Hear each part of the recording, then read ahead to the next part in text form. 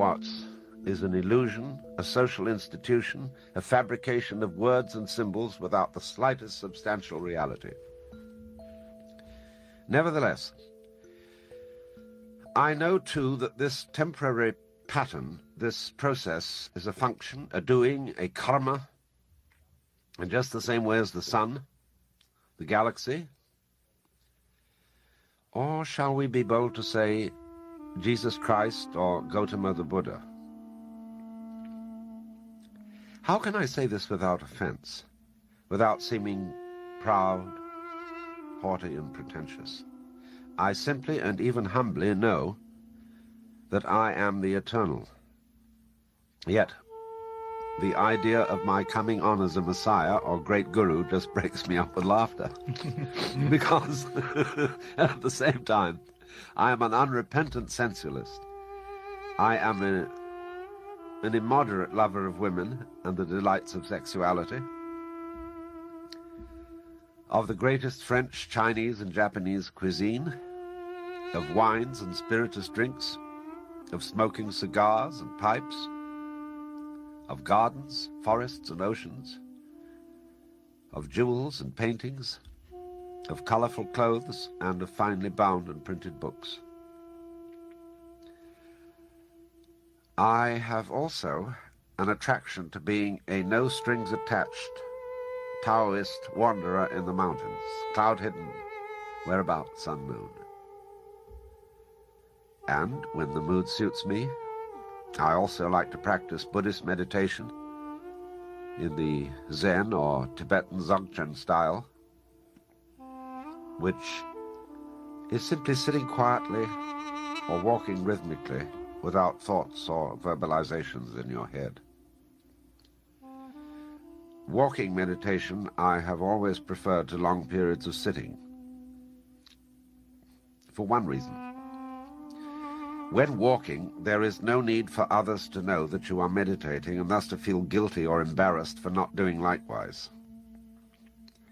For another, the self-consciousness of sitting in a special way, of having a special time or place for the practice, does not obtrude itself.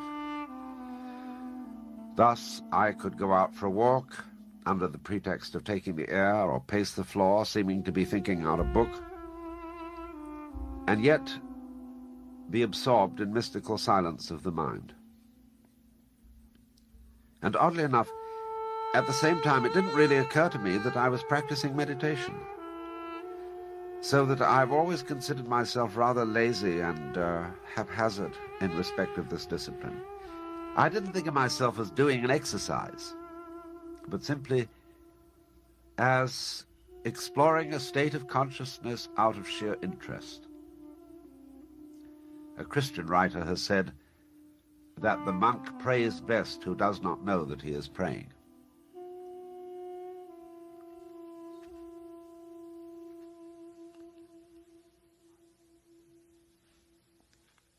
I see religion as I see such other basic fascinations as art and science, in which there is room for many different approaches, styles, techniques, and opinions.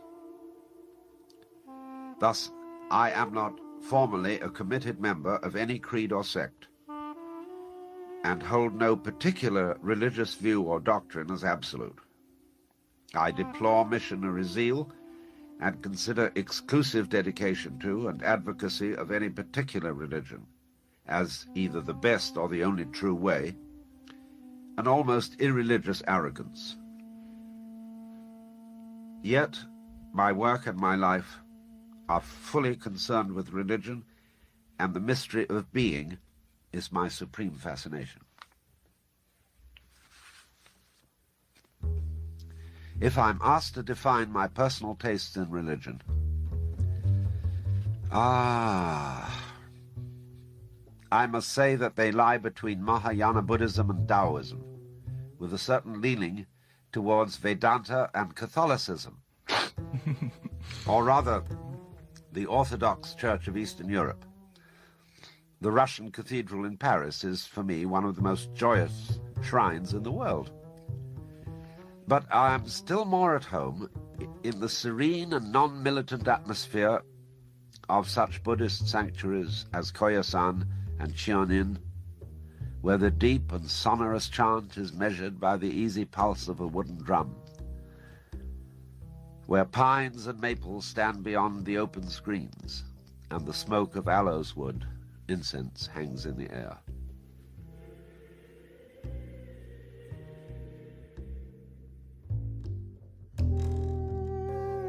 When I was about 17, I was still reading Suzuki on Zen and trying to practice some form of Buddhist yoga, Zazen or Satipatthana, and simply couldn't make up my mind which specific method to follow or exactly what state of consciousness was Satori, Samadhi, Moksha, or true enlightenment.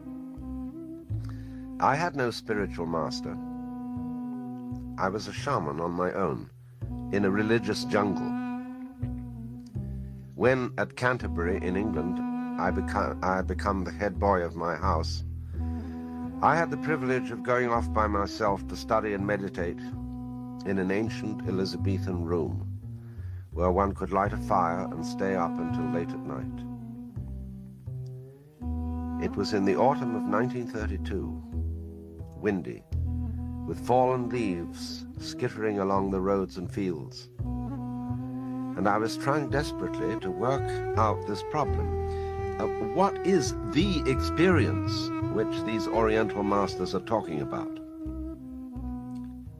The different ideas of it which I had in mind seemed to be approaching me like little dogs wanting to be petted, and suddenly I shouted at all of them to go away. I annihilated and bawled out every theory and concept of what should be my properly spiritual state of mind, or of what should be meant by me.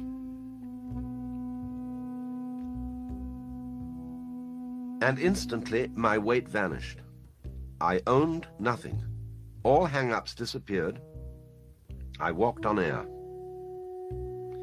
And thereupon I composed a haiku, all forgotten and set aside, wind scattering leaves over the fields.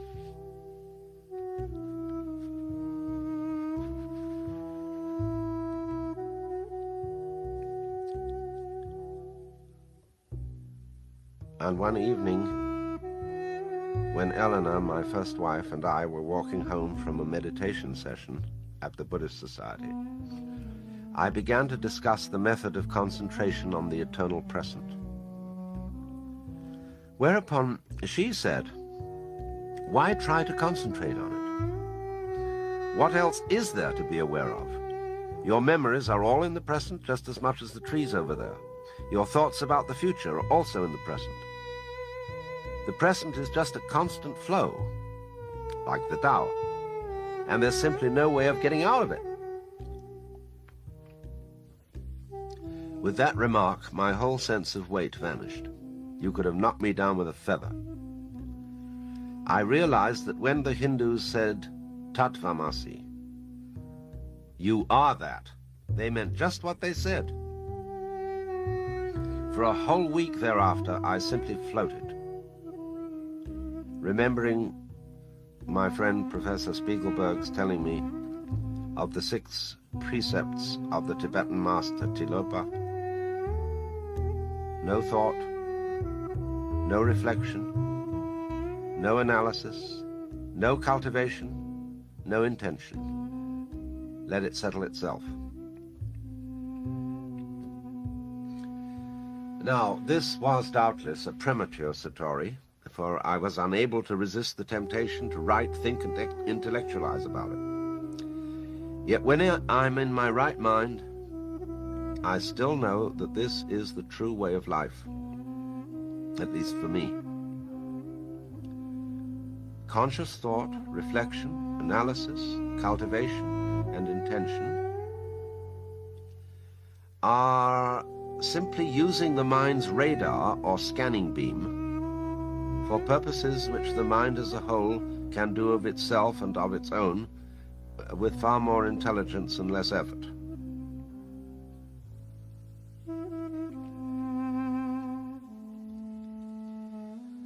So, from the beginning, I was never interested in being good at Zen in the sense of mastering a traditional discipline, as, for example, in studying the piano with Schnabel, to the point where my recordings of the Beethoven sonatas would be indistinguishable from his. I had already done that kind of thing. And the point here is not to boast, but to explain the real nature of my interest in Zen. For I had, without any formal teacher, unquestionably mastered the art of public speaking, and in the church had become as expert a liturgist as anyone. What I was after was therefore not so much discipline as understanding. And so far as I was concerned, the formal study of Zen was a kind of busy behavior, to sit hour after hour and day after day with aching legs, to unravel Hakuin's tricky system of dealing with koan, to subsist on tea, pickles, and brown rice, or to master Dogen's ritual style of life was, although as good in its own way as learning to sail, not what I needed to know. What I saw in Zen was an intuitive way of understanding the sense of life by getting rid of silly quests and questions. The archetypal situation was when Hueka asked Bodhidharma how to attain peace of mind. Bodhidharma said, "Bring your mind out and I will pacify it." "But when I look for it," said Hueka, "I can't find it." "In that case," the master concluded, "it's pacified already." Isn't that crazy? It is thus that almost every morning when I first awaken, I have a feeling of total clarity as to the sense of life. A feeling of myself and the universe as a matter of the utmost simplicity. I and that which is are the same. Always have been, always will be. There's simply nothing special to be achieved, realized, or performed.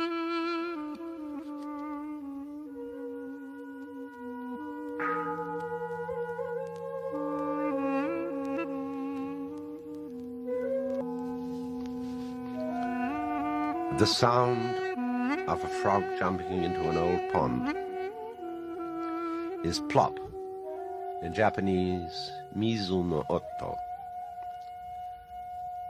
This plop isn't physical, material, mental, or spiritual, for plop isn't a philosophical category. Plop is just plop. This is the simplest thing in the world, but the hardest to explain.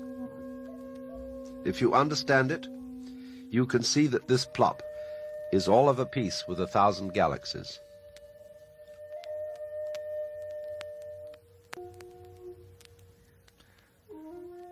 This is WBAI in New York. You're listening to In the Spirit, and Alan Watts is with us and has been reading from his own autobiography in his own way. He's reading in his own way from his own, which Pantheon Books has just published. Well, Alan, what do you think of your autobiography? Well, it was a very difficult thing for me to write, and I wrote it at the insistence of my editor, Paula Maguire at Pantheon, and my wife. I said, you know, what should I be doing writing an autobiography? I haven't been a man of adventure. I have achieved no great deeds in life. I have not become extremely wealthy. I have not been an explorer or a great warrior or an adventurer. I've been a rather sedentary character because I was brought up really to be a Brahmin, an intellectual, and so I thought, I can't write a thing like that. But they went on insisting, and so I put myself to it, and it took me 2 years. I wasn't used to writing the narrative style. I was used to writing philosophy, and that's as easy as falling off a log. But writing narrative, I always admired novelists, you see, because of their gift of the portrayal of human character and of telling stories. And I got sucked into it. Slowly, slowly, slowly. It was very hard. Do you consider yourself an intellectual, or? Yes. So there's nothing terrible about that term in your vocabulary. No, not at all. I think that although some people think that my position is anti-intellectual, they don't understand that to be effective intellectually, you have to interpose thinking with intervals of mental silence when you stop thinking altogether. Because, after all, if I don't stop talking, I can't hear what you have to say. And then thinking, in my definition, is talking to oneself or figuring to oneself in one's skull. And if you don't occasionally stop that activity, you don't have anything to think about except thoughts. So you get unrelated to the real universe. A couple of your students, you might say, began a thing called Esalen, which is familiar to a lot of us. They were students not only of me, this must be emphasized. Michael Murphy and Dick Price, who really started Esalen, were also students of Frederick Spiegelberg and Michael of Sri Aurobindo. And the confluence of us all together inspired them to start this thing. Do you think that growth centers like Esalen, do you think that they may be truly anti-intellectual in a certain way? I mean, do you think they may be sensitivity training, may be a training of the emotions and the openness of the emotions, and perhaps leave out intellectual? No. The thing is absolutely fascinating what's happening. Esalen has very scrupulously avoided taking a partisan point of view to any one discipline. Although they've had very powerful people there, like the late Fritz Perls, who could have dominated the whole scene. But that never happened. Now, they are equally interested in the strictly intellectual life.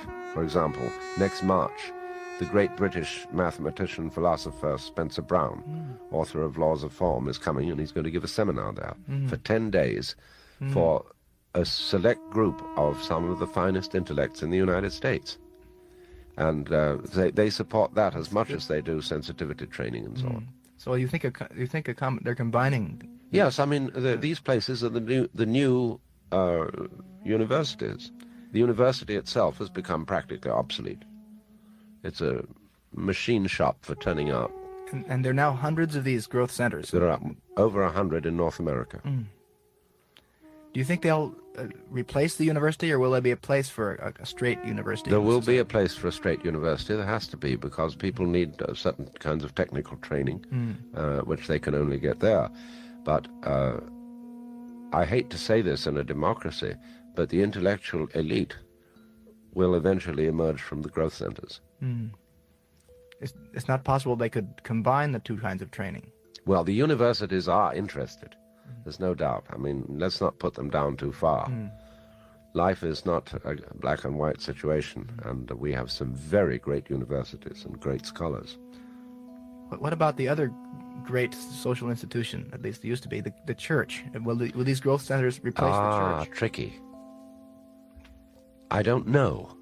They are stimulating the church. Let's put it that way. See, the problem with the church and the synagogue is that they're too talkative. You go to church on Sunday and they lecture God on what he's supposed to do as if he didn't know. Then they lecture the people on what they should do as if they could or would. And it's incessant chatter. And I'm trying to persuade the church to cultivate mental silence. And I'm having some success, funnily enough, because the church is desperate. If no other reason than it's desperate financially. Well, then, really, you mentioned what I consider the house number when you said silence. Yes. And the cultivation of silence. You are an admirer of Krishnamurti. He's one of the people you speak most highly of in your autobiography. And he, of course, is an advocate of mental silence completely. But he also says, in many ways and in many places that one shouldn't cultivate it. It can't be cultivated. It can't be cultivated. So how are we to proceed from here? First of all, if you try to cultivate it and find out that you can't stop the internal turbulence in your mind, what is called in Patanjali's Yoga Sutra the chitta vritti. He defines yoga, which means union or integration of yourself with the universe. He says yogas chitta vritti nirodha. That means yoga is the cessation of babble in the mind. Now, you can't stop it, no matter what you do. But if you realize that you can't stop it, you get the message, which is that you don't exist. That's why you can't stop it. That your ego is nothing more than a concept. It's an abstraction like the equator. And nobody will trip over the equator. So your ego is your concept of yourself. And so that concept cannot stop the babble in the mind. Now, as soon as you realize that, the babble stops of itself. As when you simply listen to pure sound.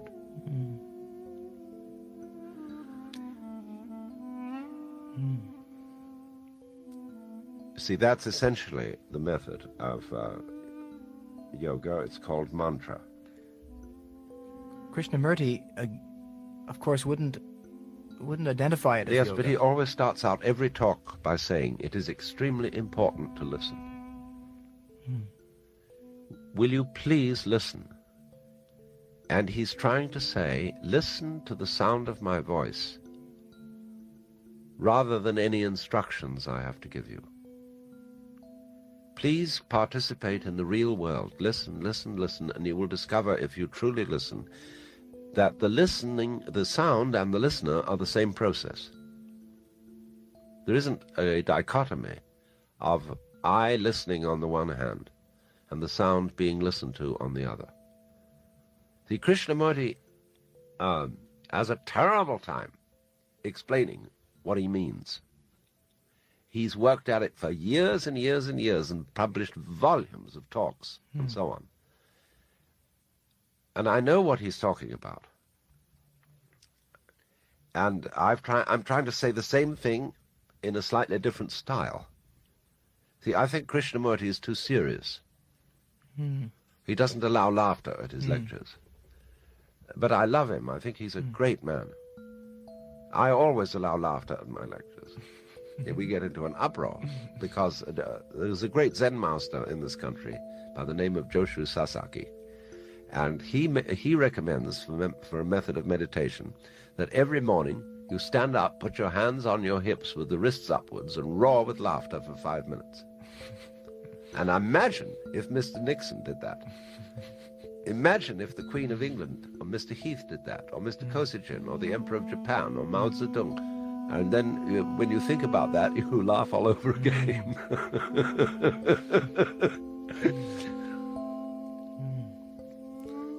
So maybe you can't talk directly about silence. You have to do things like laugh or... Right. Or yes, you have to get into non-verbal experience. Because the real world is non-verbal. But do you still maintain that there's some value in traditional religious forms and practices? I mean, Krishnamurti throws them all out, and but I sense with you some sort of, whether it's nostalgia or what, some sort of feeling that...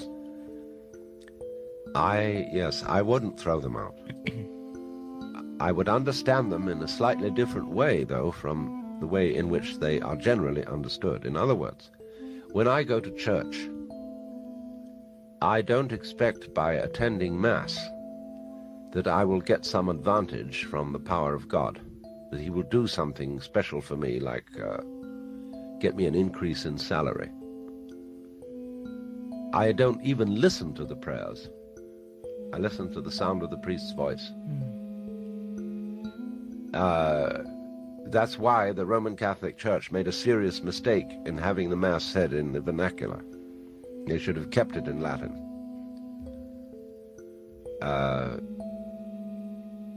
I was brought up in England as has been indicated. And we boys were subjected to the most amazing religion of lecturing God. Almighty and most merciful God, King of kings and Lord of lords, the only ruler of princes, who dost from thy throne behold all dwellers upon earth, most heartily we beseech thee from thy throne to behold our most gracious sovereign King George the King. That's good. And all the royal family, endue them plenteously with heavenly gifts, health and wealth, long to live, when all this is the language of court flattery. Because God was idolized, conceived in the image of a cosmic monarch. Well, why is it that you went into the church at a certain point in your life for 5 years? As an absolutely knowing subversive.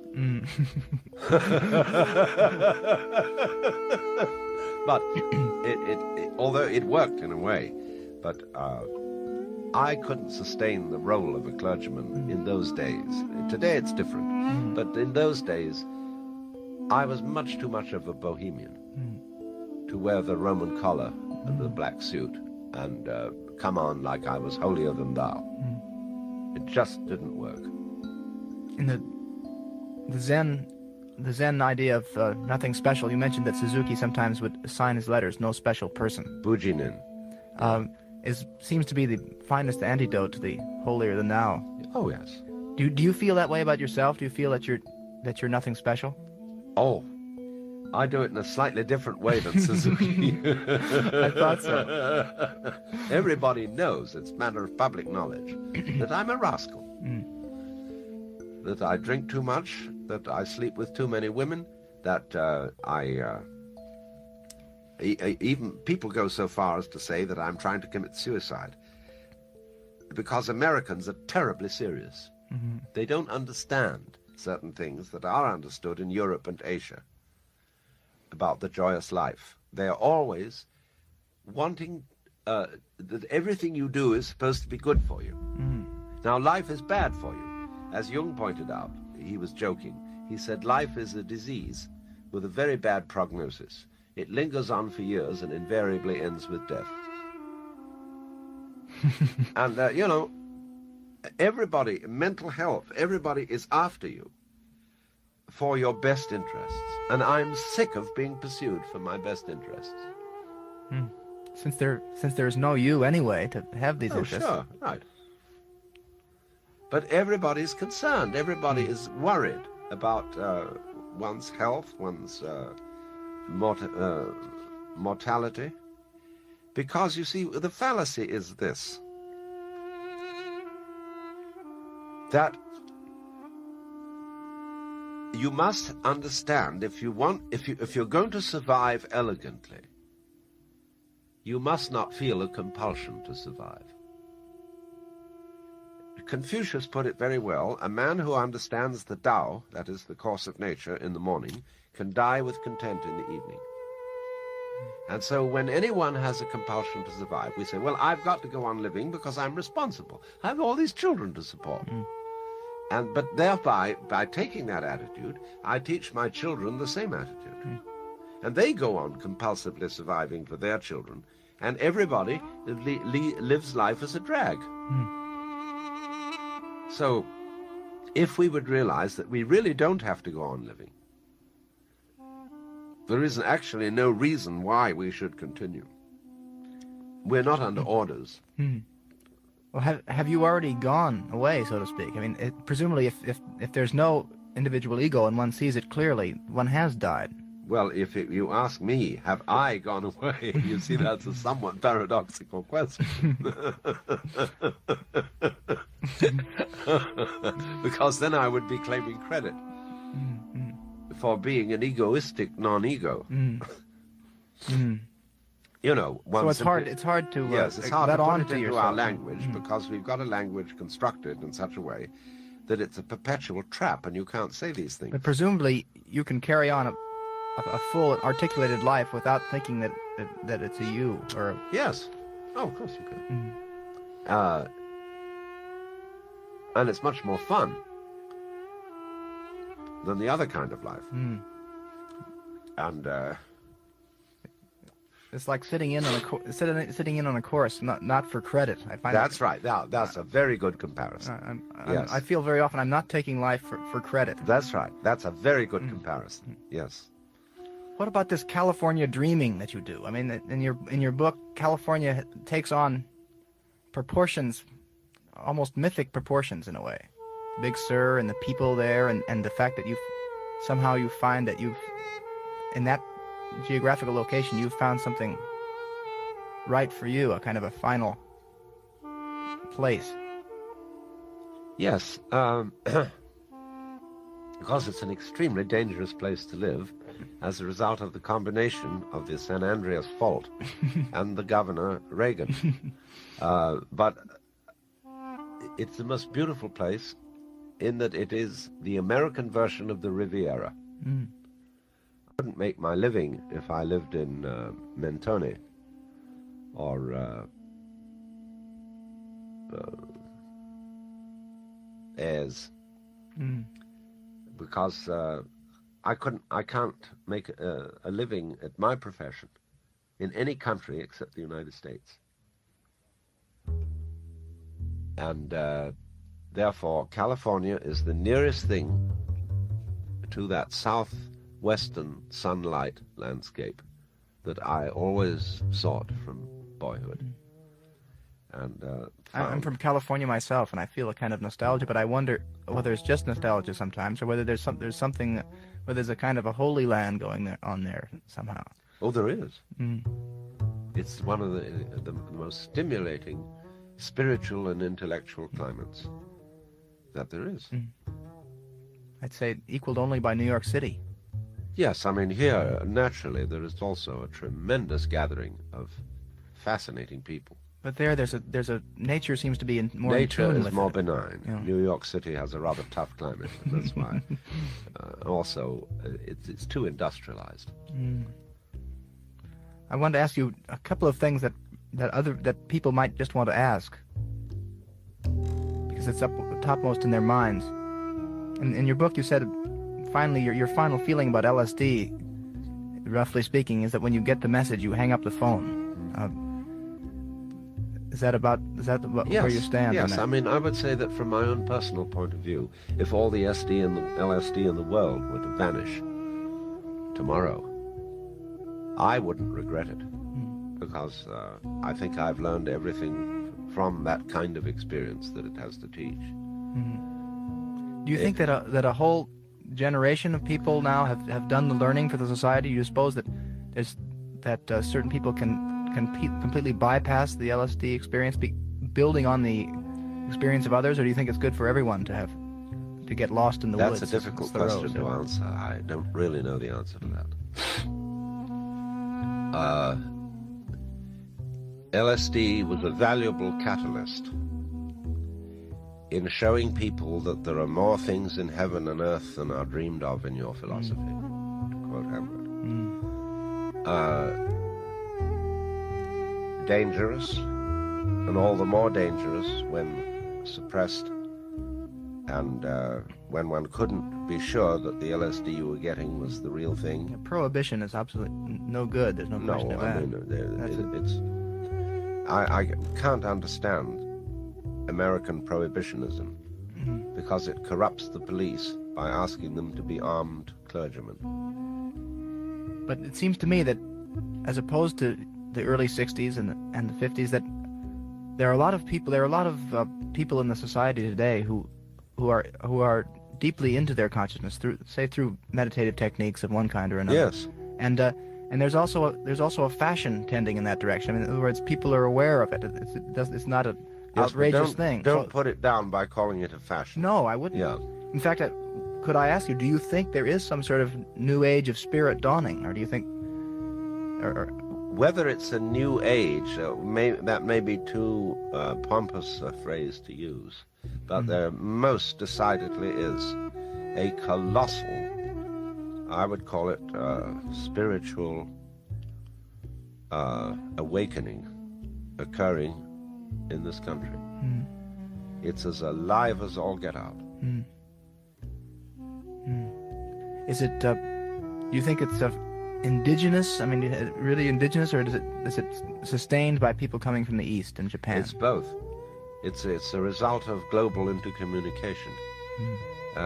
We're in a situation now where, by means of technological transportation and by telephonic and television and electronic communication, we've got one world. We can't help it. And therefore, all the cultures of the world are merging. And this stimulates every culture.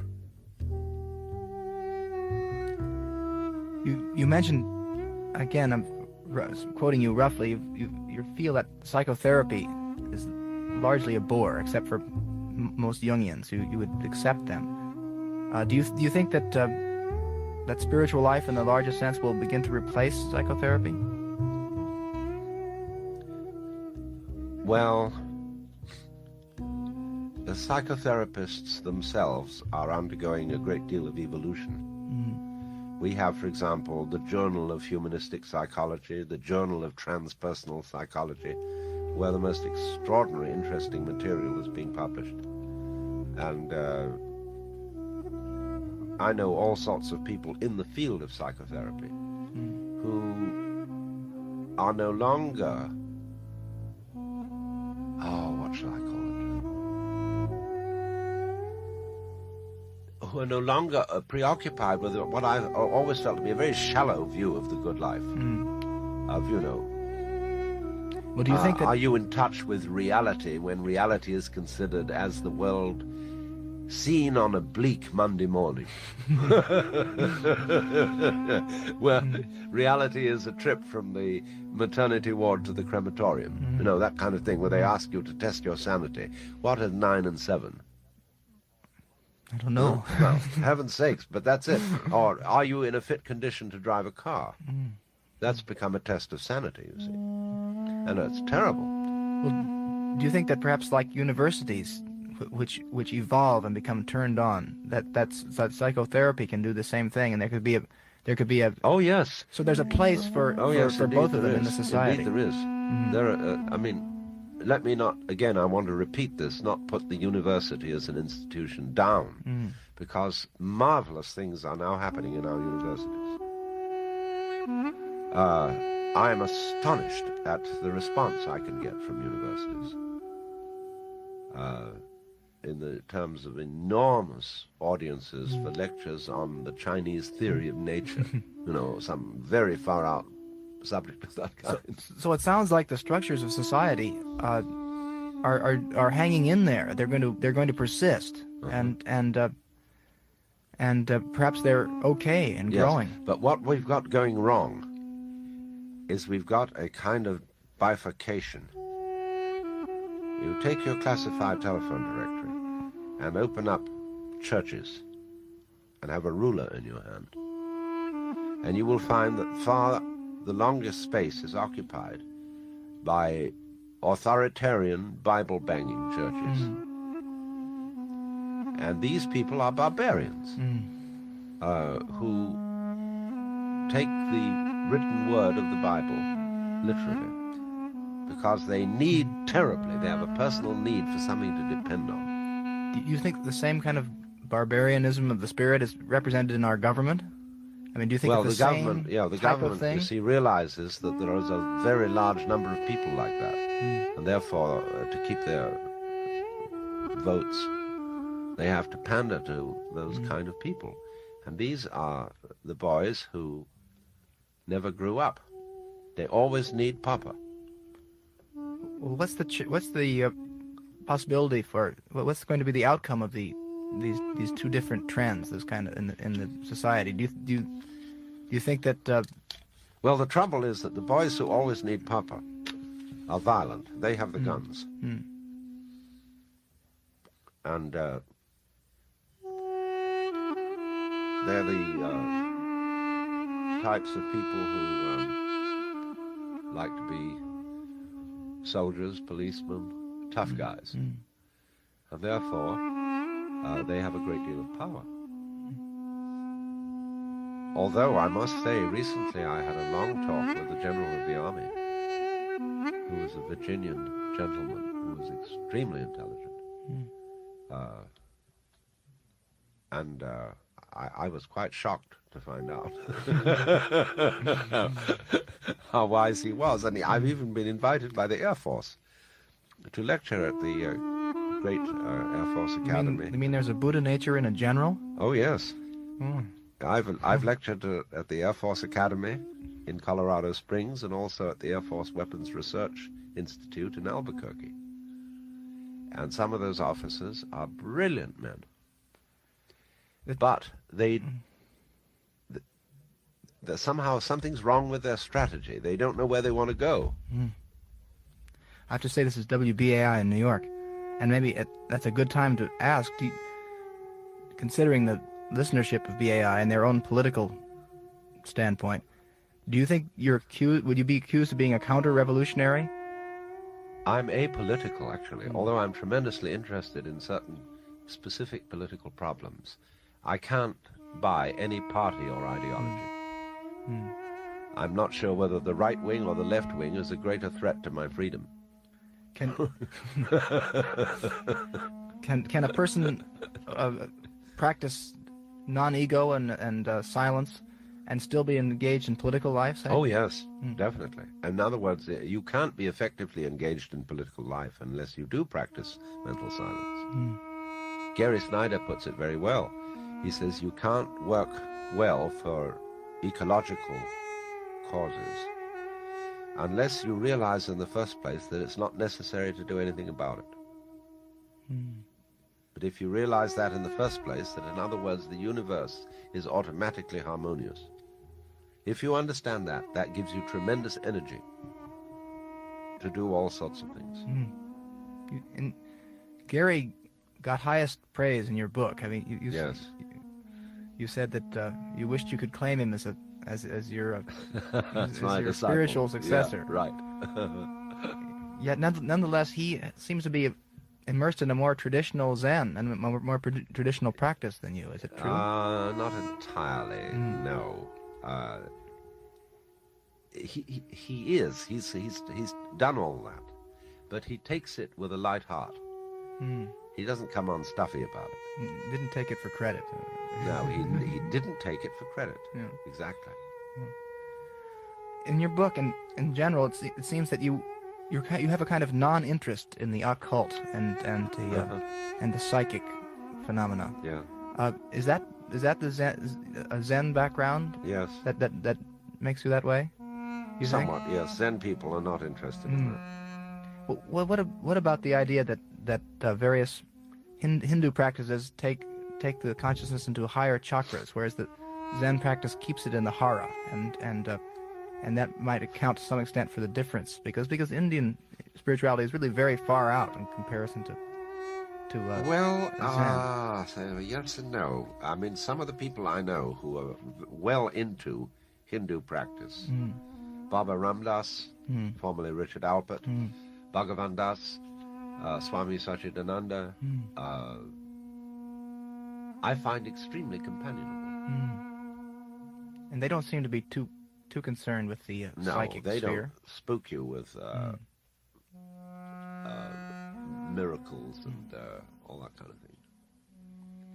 So maybe being down to earth then is a characteristic of any sort of spiritual Yes, person. Because you realize that what we call earth is not away from it. Tattvamasi, you're it. Right now, earth is it. And I find these people, the contemporary bunch of what I'd call bhakti yogins, very enjoyable. But the only thing I'm critical of is their attitude about celibacy. They don't all have it. Because I think a person who goes for celibacy, by not exercising his sexual functions, tends to become cruel. And that we need to exercise those functions just as we need vitamins and exercise and breathing and all that kind of thing. But sometimes exercising the sexual functions doesn't guarantee that one will be compassionate. No, it doesn't guarantee anything. But I do think that if you don't do it, you tend to become uptight. Is that a generality? Would you make certain exceptions? I mean, for instance, you mentioned a humorous episode with having tea with Swami Prabhavananda in California. Well, I mean, obviously he's not cruel. I mean, maybe there some other effects have occurred through lifelong celibacy. I don't want to speak of Swami Prabhavananda. No, personally. But cases like that. But Thomas Merton or someone like this. I mean, there have been celibates. There are people. I have several friends who don't really seem to have any strong sexuality. I see. Just like some people aren't really interested in food. These are very rare people, but I only object when they try to impose their ideas on everybody else. And if someone is interested in food, why restrain it and torture it? Sure. I see that. Well, suppose you were to say, something I consider this sort of the two foci of your position, that if it can be called a position, that there is no ego, therefore everything is attained. I mean, the beatitude is now. Yes. Now, can someone hear that instantly and be enlightened? Sometimes, yes.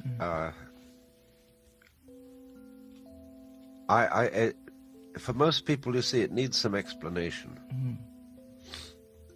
That what we call the ego is a combination of two factors. On the one hand, it's your opinion of yourself, your image of yourself, your idea of yourself, which has been brainwashed into you since you were a baby. This corresponds, on the other hand, to a certain sensation.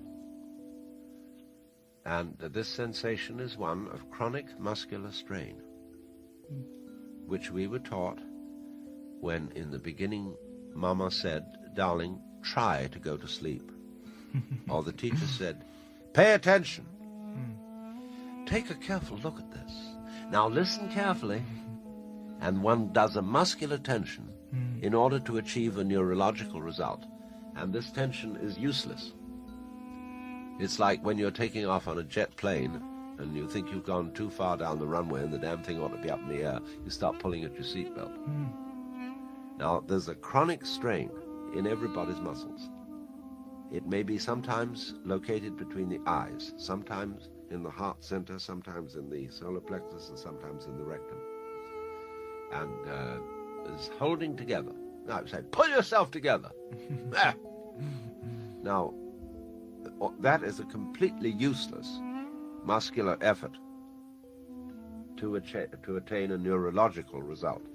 But that is chronic, and it becomes associated with the image of yourself, and therefore corresponds to what you mean by I. Whereas, in fact, I is like EYE. It's an aperture through which the universe is examining itself. And it is always basically unconscious of itself, for the same reason that you can't bite your own teeth or kiss your own lips. The universe really, just as the edge of a sword doesn't cut the edge of a sword, the universe doesn't need to know itself, that is to say, make itself an object. Because when you make anything an object, it becomes objectionable.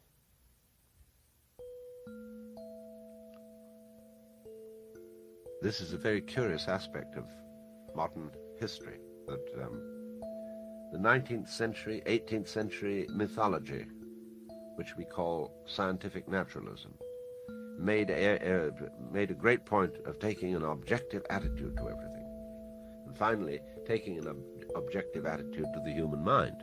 as in B.F. Skinner. See? The mind is an object. And thus there is no subject left. Well, then everything becomes objectionable, and we invent the hydrogen bomb to blow it all up. Suicide is the end of a purely objective world.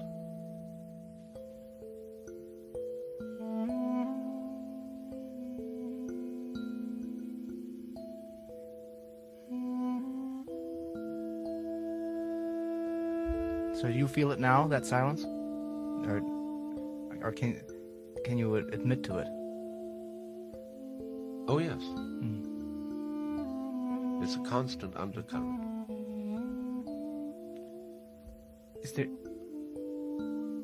Can one have seen this or felt the silence and then still have the babble go on? Yes. So one doesn't have to have a total silence to have No. If you can't meditate in a boiler factory, you can't meditate. But what if the boiler factory is inside your skull? I mean, even so. It's like space behind the stars. You can't have any stars without space. And so there is always in the background of whatever goes on in my head, let's supposing I'm absolutely scared stiff, and I've got cancer or the Great Siberian Itch.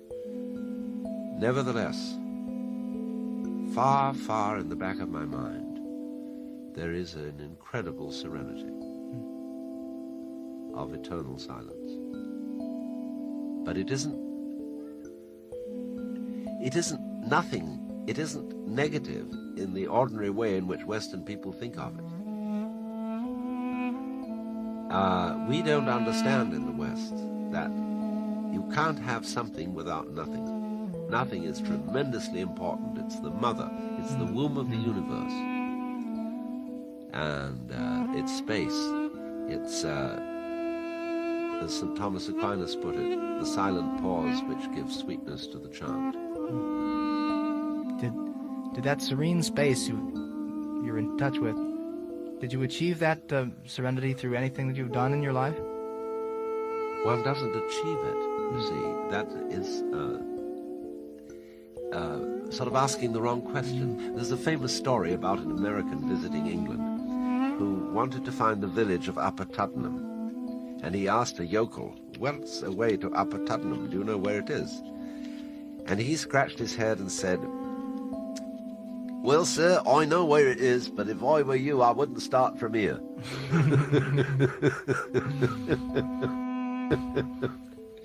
And so in the same way, one doesn't quite speak of achieving it, because you have to understand first that there is no separate you to achieve it. So it doesn't matter what one does. What one does is mostly empty motions. But when you understand that, however, look, this is the point that people need to understand. When you understand that, you can act creatively, because you act with the whole energy of the universe behind you. How do you respond when someone says to you, well, you say that there is this total serene space which underlines everything, but that's merely intellectual knowledge. People are saying that all the time. But it isn't intellectual knowledge. I mean, you can't put it into words. Intellectual knowledge is what you can put into words. This is a feeling. It's a one might almost say a concrete sensation. Why is it talked of as insight then in the Prajnaparamita, if it's a feeling? Because well, insight is an English word. Prajna then. Prajna means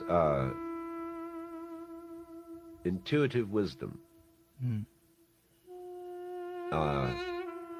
The fundamental sense of life. Now, we can't talk about it. because it's ineffable.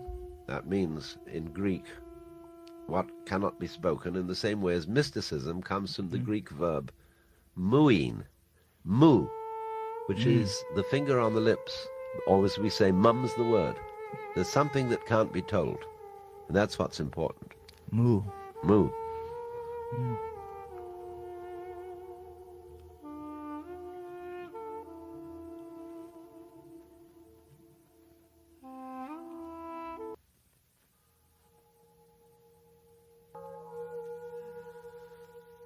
All about our wayward, cobbled lanes enclosed by roofed walls with covered gates, giving entrance to courtyards and gardens, and interspersed with small shops and restaurants. It was April, and under such a gate we took refuge from a sudden shower. The gate opened a few inches, and out came a hand proffering an umbrella. And as soon as we took it, the hand was withdrawn, and the gate closed. The umbrella was a casa, made of oiled paper, a wide circle spread out like a small roof, supported on a cone of thin bamboo, almost as cozy as carrying your own house with you in a quiet, heavy rain. Gutters were bubbling, and water was spilling from bronze, dragon-mouthed gargoyles at roof corners. Everywhere the soft clattering of wooden sandals, like small benches with legs on the soles to keep your feet above water. Courtyards with glistening evergreen bushes and floating branches of bright green maple. The smell of Japanese cooking, soy sauce and hot sake, mixed with damp earth, and the faintest suggestion, pleasant in that small a dosage, of the benjo or toilet, which, because of the diet, smells quite different from ours.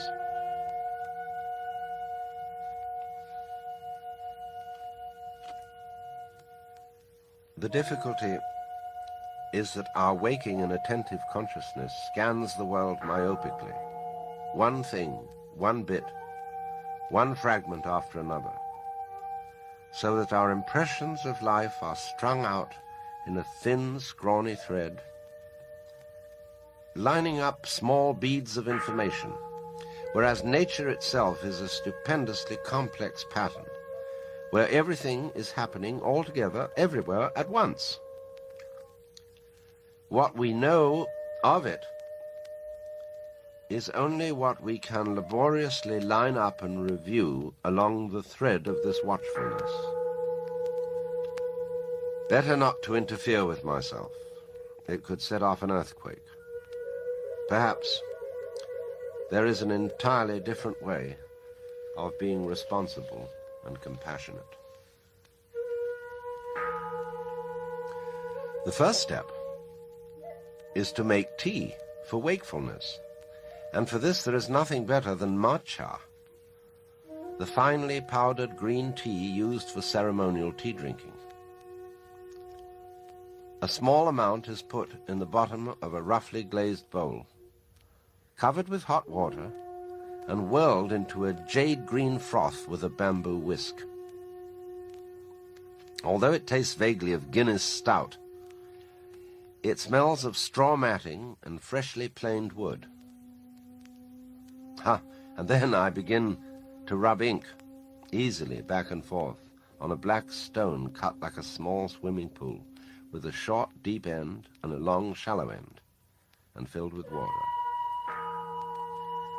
It takes 15 minutes or more, during which there is nothing in my consciousness except the increasingly oily texture of the liquid, the mountain forest smell of the incense, and the continuing sound of soft rain on the roof.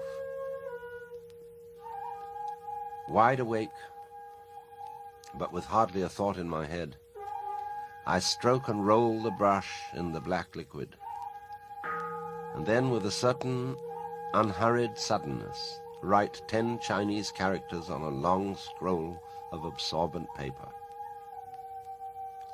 they say. In the midst of the rain, seeing the sun. From the depths of the fire, spooning clear water.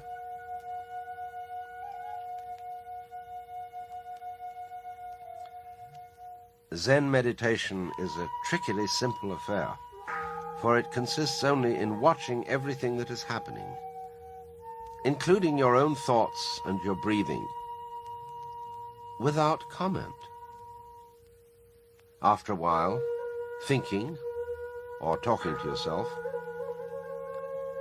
drops away, and you find that there is no yourself other than everything which is going on, both inside and outside the skin. Your consciousness, your breathing, and your feelings are all the same process as the wind, the trees growing, the insects buzzing, the water flowing, and the distant prattle of the city. The trick, which cannot be forced, is to be in this state of consciousness all the time, even when you are filling out tax forms or being angry.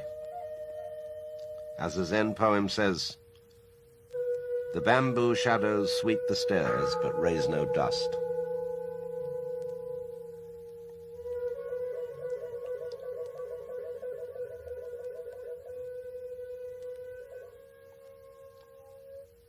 The big realization for which all systems strive is not a future attainment, but a present fact. That this now moment is eternity, and that one must see it now or never. For right now, our problematic ego cannot be found. When Buddhists look very deeply into themselves, they ask, "But who is looking?" They come up with an answer which has been hard to understand, essentially because of a language problem.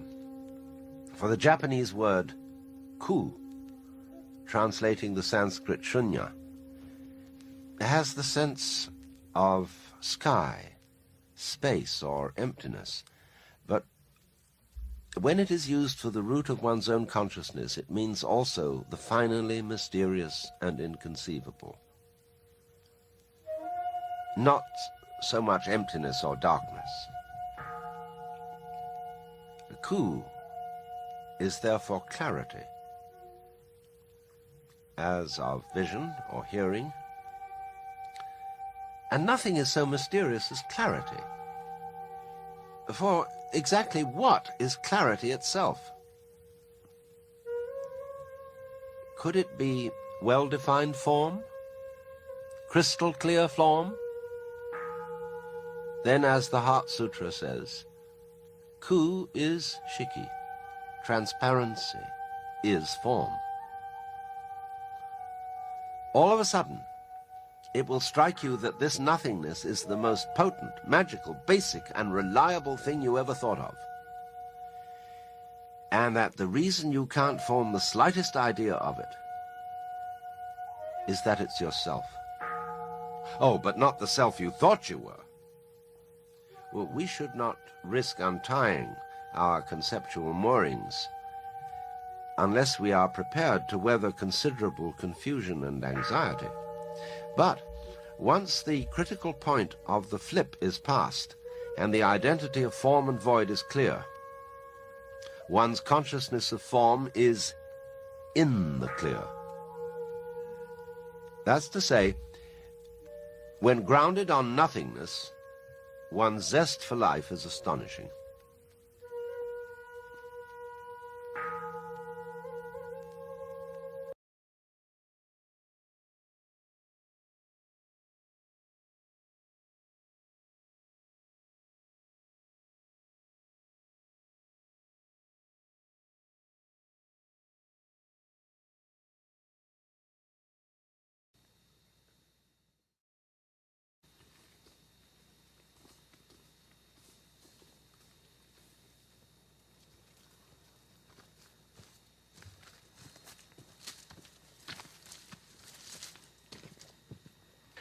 Well, novelty theory is something I've been working on since the early 70s, inspired by psychedelic plant experiences in the Amazon, to attempt to look at time and really deconstruct it and attempt to understand what it is. And this has been a wild intellectual ride, leading to some pretty easily stated conclusions. One is that novelty, which is my term for complexity or advanced organization, novelty increases as we approach the present moment. The universe you and I are living in is a far more novel and complicated place than the early universe was. Well, some people would say, well, that's just a consequence of the unfolding of developmental processes. But this asks the question, what are developmental processes? Why should the universe have a preference for order over disorder, especially when we have something called the second law of thermodynamics, which tells us exactly the opposite? Physicists believe the universe is running down ultimately into a state of disorder. But what I see is everywhere the emergence of more and more complex forms, languages, organisms, technologies, always building on the previously achieved levels of complexity. So that was one of my insights. Coming out of that insight was the further understanding that this process of complexification through time is not proceeding at a steady rate. It actually follows a kind of asymptotic curve. In other words, it's happening faster and faster. And this was a revelation to me because it allowed me philosophically to contextualize the human world and to understand that human technologies, languages, migrations, art movements, ideologies are not something different from nature. They're the same download of process that we see in the movement of continents, the evolution of new species of animals, except that these human novel, emergent situations are happening much more quickly.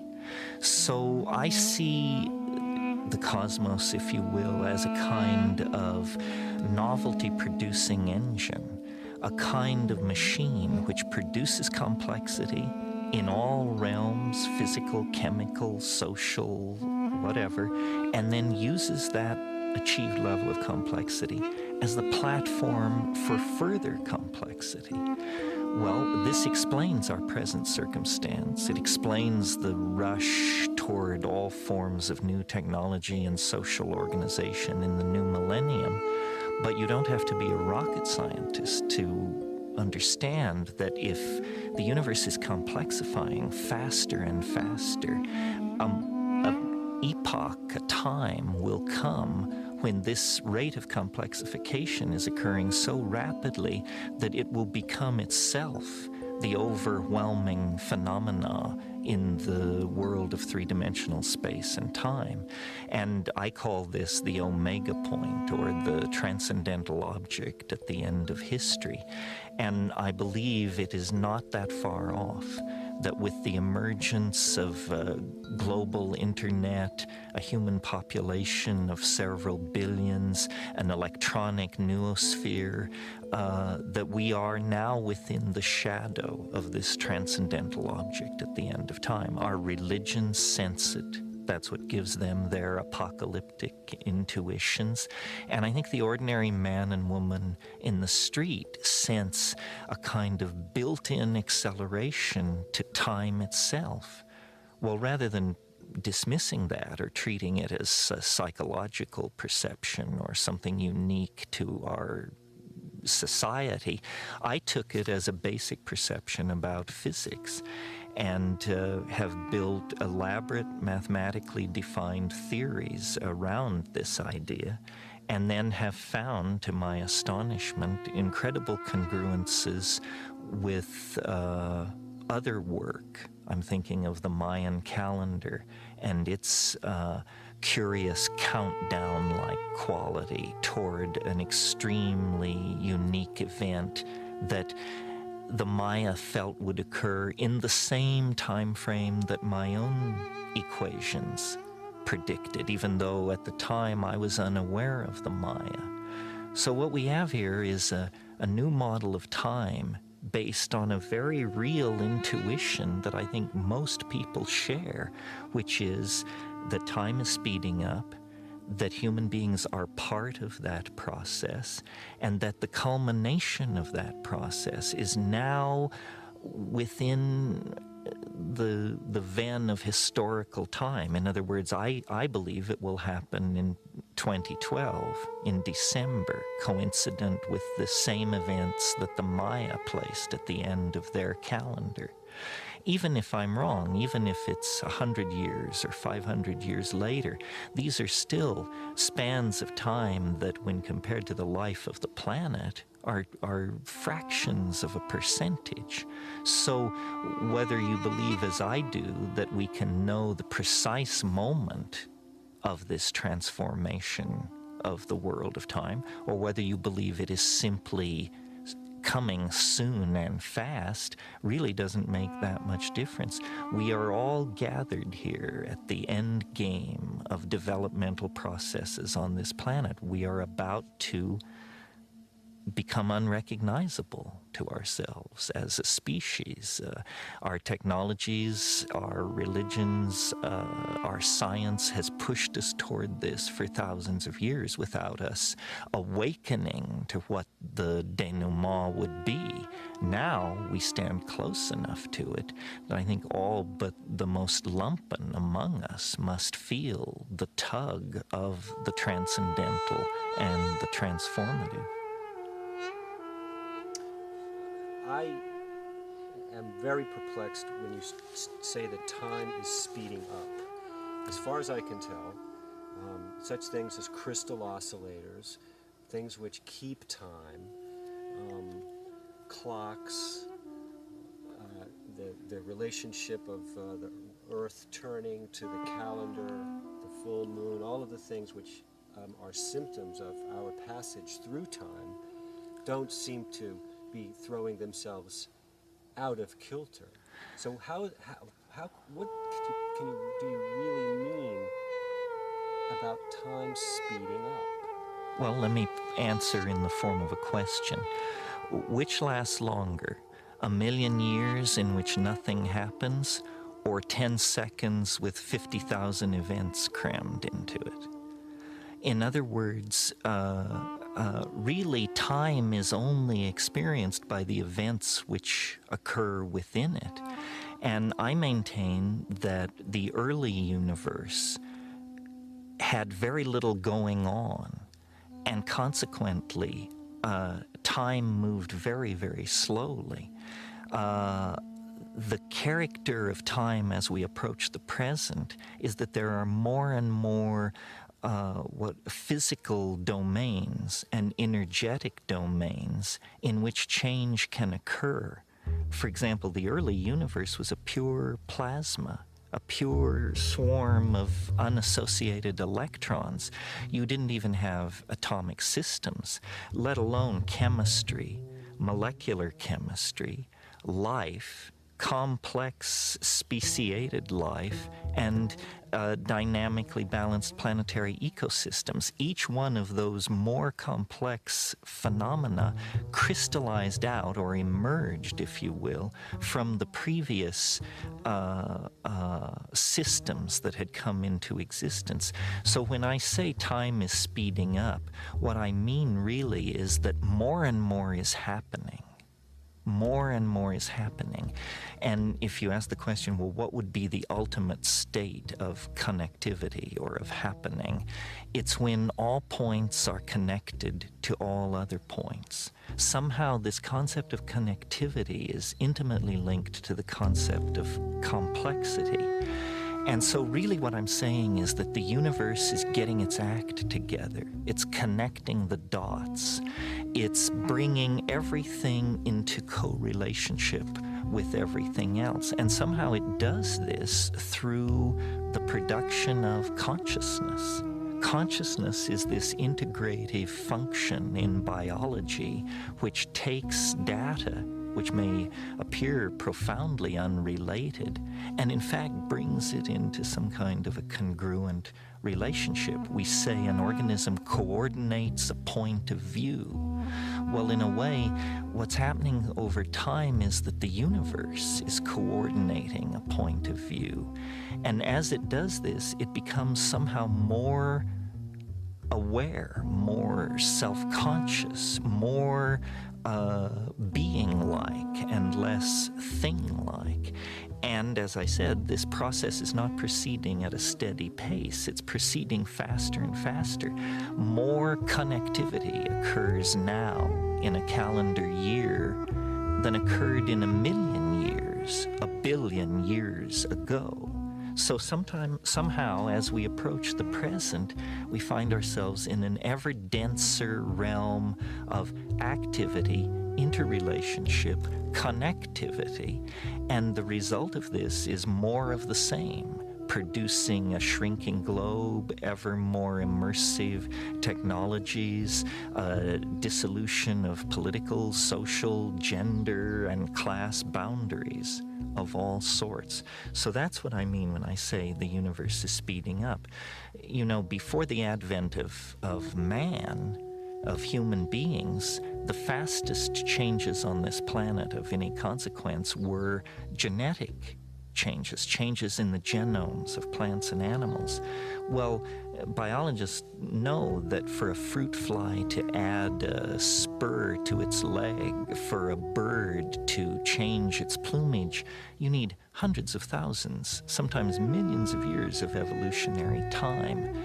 With the advent of human beings using spoken language, a new kind of possibility was born. It's called epigenetic change. In other words, change which is not about genes, but which is about languages, customs, behaviors of human beings. Epigenetic change reaches its dramatic culmination in speech, writing, and communication of all sorts. And so the carriers of epigenetic change, the human beings, are automatically then the carriers of accelerated novelty. And so when you look at, let's say, evolution on a coral reef, and you compare it, let's say, to the evolution of political ideas in modern Europe, obviously modern Europe's rate of change in this domain is thousands of times faster. So by moving from the genetic to the epigenetic realm, we have vastly accelerated all kinds of processes. Now we appear to be about to move from the strictly human domain to the human-machine symbiosis domain. And of course, machines process information, make connections, and do their work at a rate thousands of times faster than any human being can work. So we see again a progressive acceleration of the process of creating and maintaining varieties of connectivity. And that's what I mean by time is speeding up. Your description of the process by which you developed the time wave theory, I understand. I read True Hallucination, so I understand it took you some years to kind of work it all out. Yes, in the Amazon, all was chaos and mythic revelation, but I knew that you couldn't bring that back as a scientific theory, and my bias has always been toward science. And out of these many intuitions and revelations, I discerned a thread which was about time.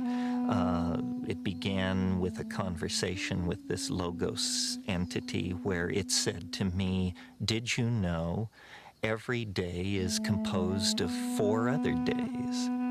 And I said, "No, I not only didn't know that, it's never occurred to me. What a bizarre idea."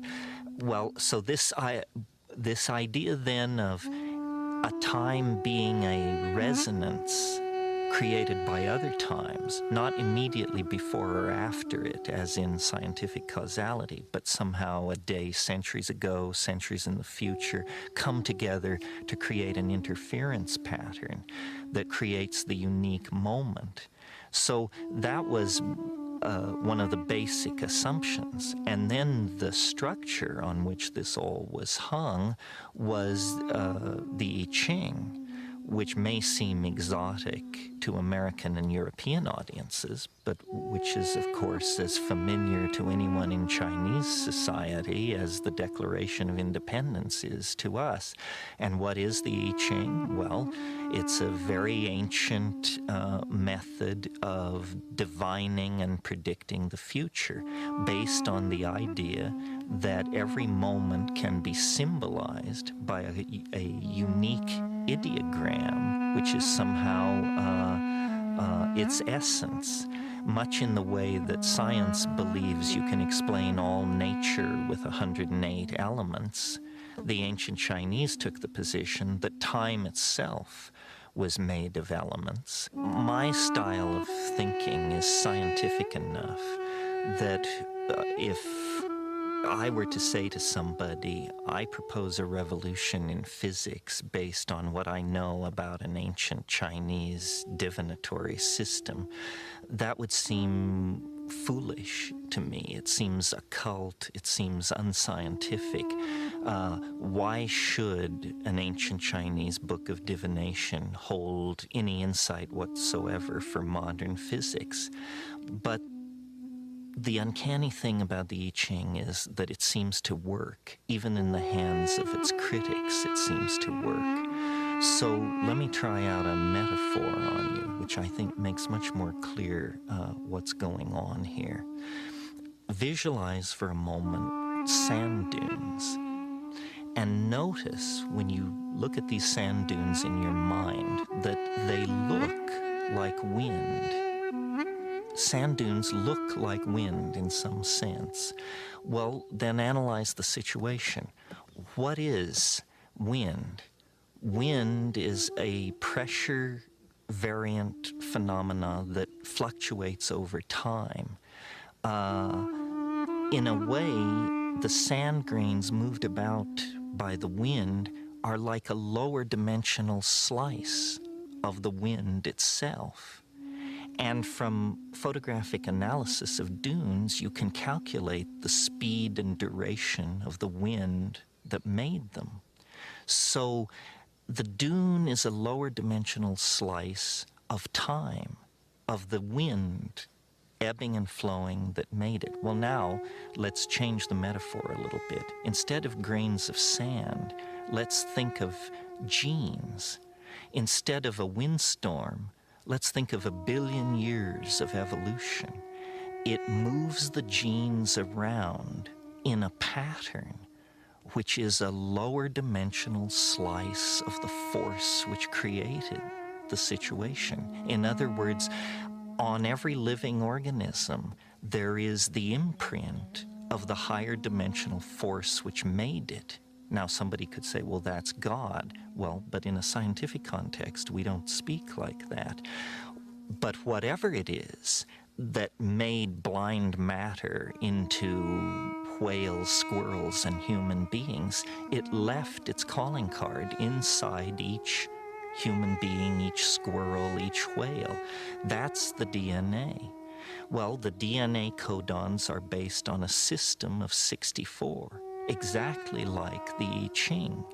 So my belief is that some group of people thousands of years ago looked into human organism, looked by meditative techniques into the center of their own beings, and they were not mystics, nor were they empiricists. They were simply curious. But at the center of the meditative experience, they saw an ebb and flow, an energy field that was in a constant state of flux.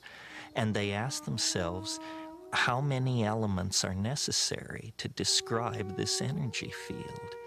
And the answer was more than 10, less than 1,000, more than 20, less than 500. And when they finally got it worked out, lo and behold, 64 situations are all the possible potential situations there are. Out of 64 subtypes of time, you can create everything from the coronation of Queen Mary to the resignation of Madonna out of 64 types of time. So really, what the I Ching is not a book of Chinese mysticism. It's a book of molecular dynamics that sees through biology to the physics that allowed biology to come into existence. And I'll argue this with anybody in the field, regardless of how hardcore an empiricist they claim themselves to be, because I think the coincidence between the structure of the I Ching and the structure of the DNA is staggering. It's not a simple correspondence between 64 and 64. All the processes that occur in DNA can be easily modeled with the 6-line hexagrams that make up the I Ching. It's almost as though Western science was fascinated by energy. For 5,000 years we pursued understanding energy, and this process ends with thermonuclear explosions in the deserts of the American Southwest. We can light the fire that burns in the heart of the distant stars. We know how to do that. That's what the Western mind achieved, political issues aside. The Eastern mind was not interested in energy. It was interested in time. And they spent 5,000 years deconstructing it, looking at it. And you don't use atom smashers. You don't use enormous physical pressure. It's a different problem, and you bring different tools to bear. You meditate. You look inside yourself. You study the movement of water around pebbles. You consider the situation. You study history. In any case, the bottom line is, the people who pursued this understanding of time achieved as sophisticated a relationship to time as the Western relationship to matter expressed through our ability to trigger fusion and fission. So there's a great deal for us to learn in the West from these Oriental efforts to understand time, and it is not necessarily mystical. What I did was entirely mathematical. It's not transparent to a person who has not studied mathematics, but to a professional mathematician, it's utterly trivial. There's nothing occult about it. And I think true understanding can be communicated and formally described with mathematics. And that's what we have here. We're on the brink of a fusion of Western science with quote-unquote Eastern mysticism. Nothing mystical about it except that we call it mysticism. But the fusion of these two viewpoints is going to give us a complete understanding of the universe of space-time, matter, and energy. I want to go to this stuff about the strange attractor at the end of history. Right. Never ever, considered that notion that we are being pulled as opposed to simply just going on forever and ever. And that's for sure something that people are going to go, huh? Well, in the 19th century, if you spoke of nature having a purpose, you were thought to be anti-evolution. Because in the 19th century, there was great pain to eliminate anything like preformation or teleology or purpose or God, all these things that they were trying to eliminate from evolutionary theory. And until very recently in scientific thought, the idea has been that events are pushed by the causal necessity embedded in the events which preceded them. In other words, if you ask the question, what is the most important event in terms of, or moment in terms of shaping this moment, the answer would be the moment just before this moment, because it hands on the energy, the space, the time. Recently, mathematicians have evolved what they call the notion of attractors, or strange attractors in some cases. And these are processes where a dynamic is not pushed by causal necessity from behind, but it's pulled by a point in the future. You could almost say, for example, if you release a ball bearing up near the rim of a bowl, that its attractor is the bottom of the bowl. And the ball bearing will roll down to the bottom, then halfway up the side, then up the side in shorter and shorter cycles until it finally comes to rest in the exact bottom of the bowl. Well, from the point of view of the new mathematics, the bottom of the bowl is a basin of attraction, and the ball bearing has fallen under its influence.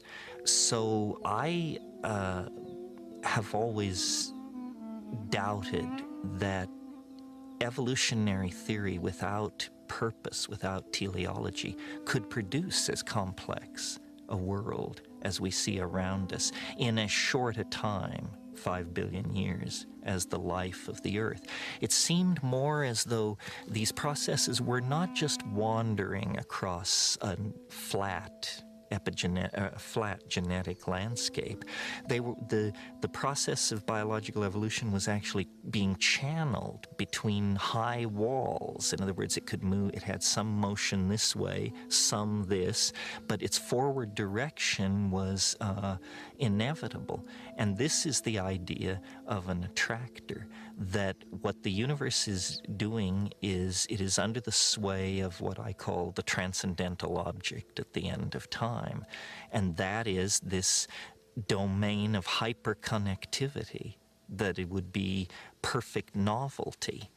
And all nature aspires for this state of perfect novelty. You could almost say that nature abhors habit, and so it seeks the novel by producing various kinds of phenomena at every level in biology, chemistry, and society. And so there really is a purpose to the universe. Its purpose is this state of hypercomplexification in which all of its points become related to each other, become what mathematicians call cotangent. And it gives the universe the feeling of being imbued with a caring presence. It makes it appear as though nature is tending toward something, and that it changes our own ethical and moral position in the universe. Because, you know, science tells us that we're the products of a cosmic accident. We're at the edge of an ordinary galaxy in an ordinary star system, and we're damn lucky to be here. And that's it. That's our place, a very existential notion of our place in the cosmos. But if you take this other point of view, that process is under the influence of an attractor, and that the value the attractor is maximizing is novelty, then suddenly, for the first time in 500 years, human beings are moved back to the center of the stage, because we are the most novel thing on this planet. We are everything biology is, plus technology, language, politics, philosophy, art, so forth and so on.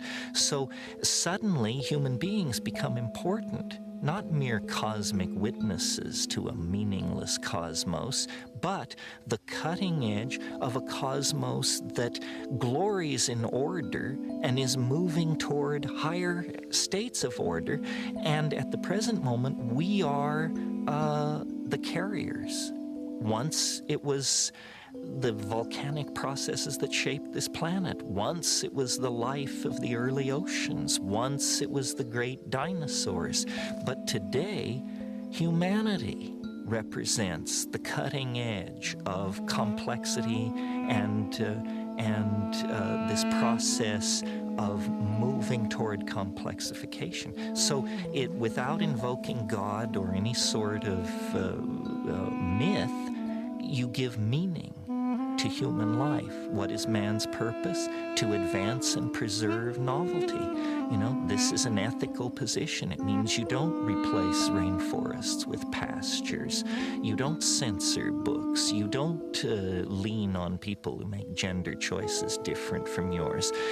No, the purpose of being a human is to complexify reality even more, to hand on a more diverse, more complicated, more multifaceted universe to our children. And when this process of complexification reaches the omega point, it will fulfill, I believe, the expectations of all of these religions, but it will fulfill it in a mature, scientific, and universal way that these religions all lack, because they all reflect their parochial origins. It's certainly true that we see a limited slice of reality.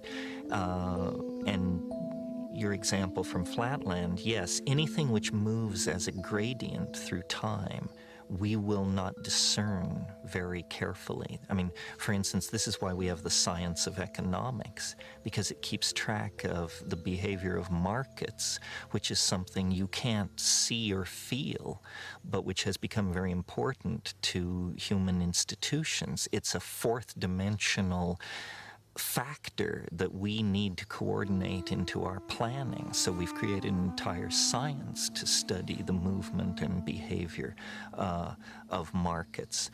One of the things, I'm always trying to visualize what the concrescence would be like, even though I know that in principle it's probably not possible to imagine it.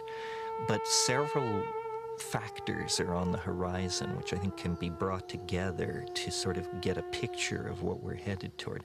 One is, for some time now, we've been involved in building complex prostheses, which we call machines and computers.